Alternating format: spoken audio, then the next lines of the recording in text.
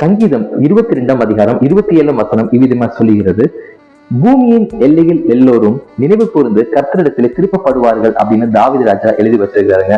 மத்தேயு 28ஆம் அதிகாரம் 19ஆம் வசனத்திலே, இதோ நீங்கள் புறப்பட்டு போய் நீங்கள் சகல தேசத்தாரையும் சீஷராய் மாற்றுங்கள் என்று நம் அருள்நாதர் இயேசு நமக்காய் கொடுத்த அன்பின் கட்டளையை நம்ம பார்க்கிறோங்க. இந்த இடத்திலும் கூட உலகத்தார் எல்லோரும் கர்த்தரை நினைவு கூறுவார்கள் என்று சங்கீதம் 22 சொல்லுது.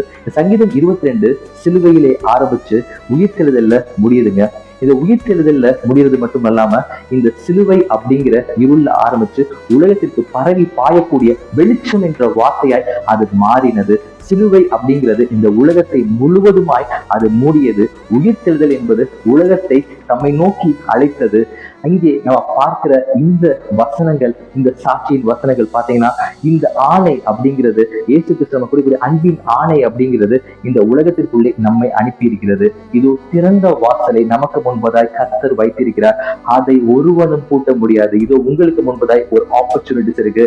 அந்த ஓப்பன் டோர் எங்க அப்படின்னா சிலுவை தான் அந்த ஓப்பன் டோர். அதுதான் ஓப்பன் டோர் பிளெஸிங். உங்களுக்கு முன்பதாய் திறந்த வாசலை கர்த்தர் வைத்திருக்கிறார். ஒரு ஓப்பன் டோர் அனாட்டிங்க வைத்திருக்கிறாருங்க.